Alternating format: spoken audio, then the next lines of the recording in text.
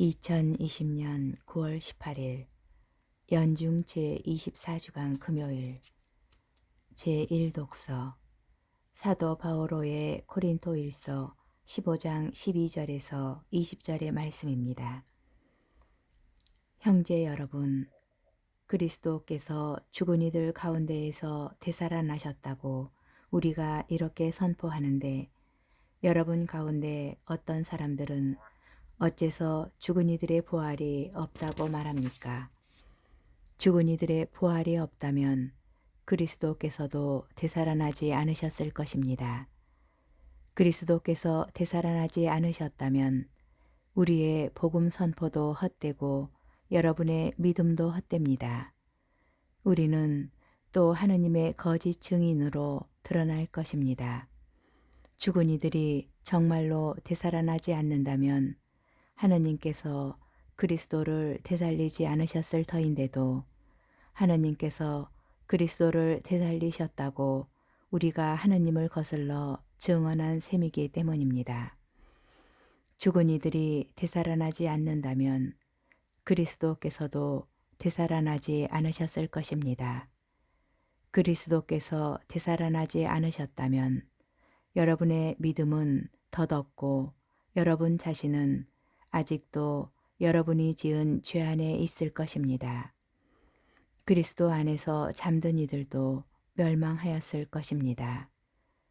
우리가 현세만을 위하여 그리스도께 희망을 걸고 있다면 우리는 모든 인간 가운데에서 가장 불쌍한 사람일 것입니다.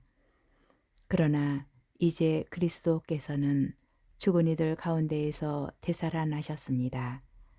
죽은 이들의 만물이 되셨습니다. 주님의 말씀입니다.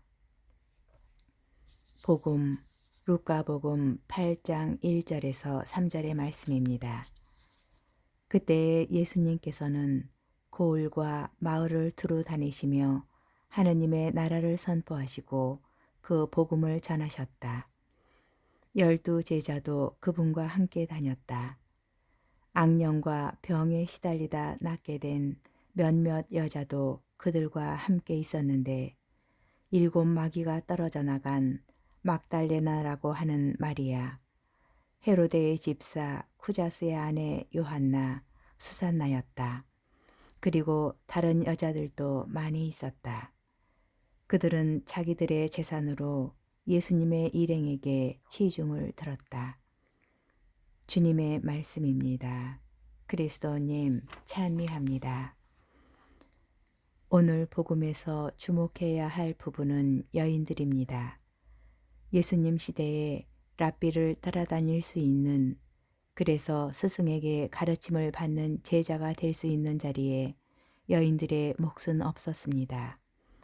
예나 지금이나 남녀 차별은 사회 문제였고 오늘날 성차별에 대한 의식의 정도는 그 사회의 수준을 가늠할 수 있는 지표가 되고 있습니다. 루카복음은 특히 사회적 약자에 대한 관심을 자주 표현합니다. 그러한 관심은 실은 기존 사회의 질서를 깨트리는 것이었고 그 결과는 예수님을 십자가 죽음에 이르게 합니다. 한국 교회의 순교자들도 루카복음에 나타난 예수님과 같은 삶을 살아냈습니다. 그리고 우리는 그러한 순교자들을 존경하며 따르고자 합니다.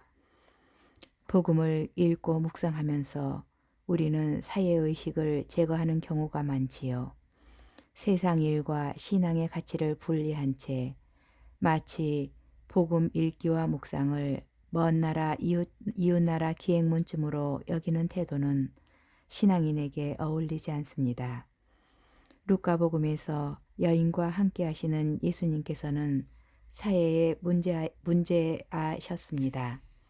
차별받고 학대받는 사회 구성원들과 함께하며 욕먹을 각오로 세상을 살아내는 것, 그것이 복음 묵상의 열매입니다. 제발 부탁하건대 누군가 피 흘려 이룬 신앙을 제 한 몸 평온하려는 도구로 타락시키지 말았으면 좋겠습니다.